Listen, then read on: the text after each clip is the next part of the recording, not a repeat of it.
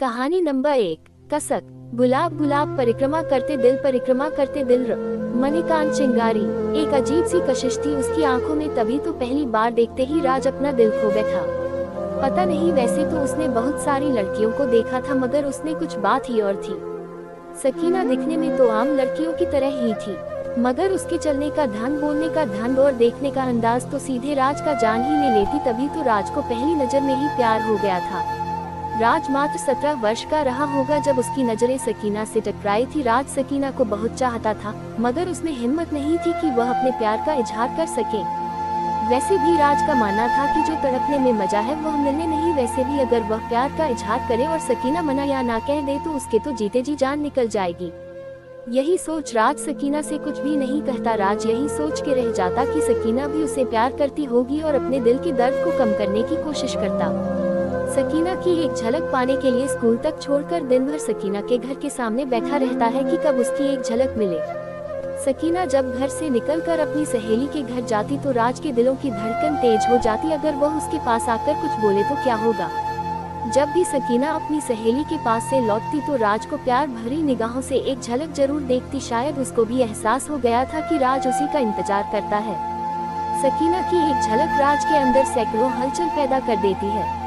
राज के मन में एक अजीब सा डर सताने लगता था, क्योंकि सकीना की मौसी के घर आई थी। अगर वह चली गई तो फिर राज का क्या होगा। सकीना की मौसी के घर किसी की शादी हो रही थी, उसी में हाथ बटाने आई थी। आज शादी का दिन था। सकीना सजे हुए लाल कपड़ों में बिल्कुल परी की तरह दिख रही थी। जब राज सकीना के घर गया तो राज सकीना को एकटक देखते रह गया। पता नहीं सकीना को क्या हो गया था, वो भी राज को ही देखे जा रही थी। पता नहीं क्या हो गया था उसे। राज शर्मा गया, अपनी पलकें झुका ली, मगर सकीना उसे एकटक देखे जा रही थी। कुछ देर बाद सकीना राज के पास आकर खड़ी हो गई। शादी का माहौल था, इसलिए सभी अपने अपने काम में लगे थे। कोई किसी पे ज्यादा ध्यान नहीं दे रहा था। राज की तो धड़कनें जोर जोर से धड़क रही थी, मानो सागर की लहरें बार बार की हिलोरे ले रही हो। ना ही राज कुछ बोलता रहा था, ना ही सकीना। तभी वहाँ कुछ लोग आए और सकीना को बुलाकर लेकर चले गए। सकीना का मासूम चेहरा, बुझी बुझी सी निगाहें सब कुछ बयां कर रही थी। उस दिन राज को यह एहसास हुआ कि सकीना भी उसे चाहती है। राज वापस चला आया, आज बहुत खुश था। तभी घर से माँ की आवाज आई। राज की माँ बोली कि तुम्हारी छोटी बहन वहीं गई है, जाकर उसे बुला लाओ। राज खुश होकर तेज कदमों से चल पड़ा। जब राज घर में पहुंचा तो भीड़ बहुत थी। खुशी के मारे तेजी से घर के अंदर चलता चला गया। इधर उधर सकीना को उसकी नजर तलाश थी और वो दूसरे जगह देखने के चक्कर में सामने से आती हुई सकीना को देख न पाया। उधर से सकीना थाली ले चली आ रही थी। राज सकीना को नहीं देख पाया, जिससे आमने सामने टक्कर हो गई।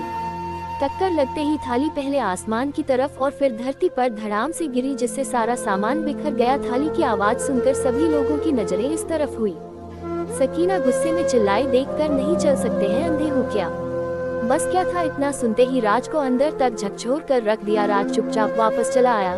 राज हक्का बक्का बैठ यही सोच रहा था, जिसे अपनी जान से भी ज्यादा चाहता है, उसी ने ऐसा कह दिया और जानबूझकर तो नहीं टकराया था। राज इतने सारे सपने, इतनी सारी ख्वाहिश है जो पाल रखे थे। कुछ ही पल पहले जब सकीना उसके साथ खड़ी थी तो ऐसा लग रहा था कि दुनिया की सबसे खूबसूरत पल यही है।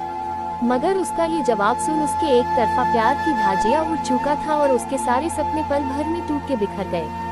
राज अभी इसी उधेड़बुन में था, तभी सकीना घर के बाहर आया कर एकटक राज को ही देखती रही, मानो राज को कह रही हो, मुझे माफ कर दीजिए, मुझसे गलती हो गई। इतने लोगों के बीच में खुद को कंट्रोल नहीं कर पाई। कहते हैं ना, दिल किसी को चाहता है तो अगला क्या सोचता है इससे फर्क नहीं पड़ता। हम उसके हर खुशी गम में हमेशा नेगेटिव में भी पॉजिटिव ही होते हैं। वह चाहे जो भी सोचे, हम जैसा सोचते हैं उसको भी वैसा ही समझते हैं। राज खुश हो गया, सोचा चलो इतने लोगों के बीच में अगर सकीना मुझे कुछ ना बोलती तो लोग उसके बारे में उल्टा सीधा सोचते। कुछ देर बाद सकीना वापस घर में चली गई। एक दिन की बात है, राज स्कूल गया था मगर पढ़ाई में उसका दिल नहीं लग रहा था। बार बार सकीना का ही ख्याल आ रहा था। राज खुद हैरान था कि पहले तो कभी ऐसा नहीं हुआ था। राज लंच के टाइम घर वापस आ गया, मगर वह ये देखा कि सकीना के पापा उसको ले जाने के लिए आए थे तथा सकीना भी संग जाने के लिए जिद कर रही थी। तब राज को यह एहसास हुआ कि आखिर उसका दिल स्कूल में क्यों नहीं लग रहा था। संध्या का समय था, सकीना के जाने के समय। जब राज से नजरें मिली तो राज को की आंखें दबा गई। राज को रोना आ गया। सकीना तो चली गई मगर राज का रो रो कर बुरा हाल हो गया।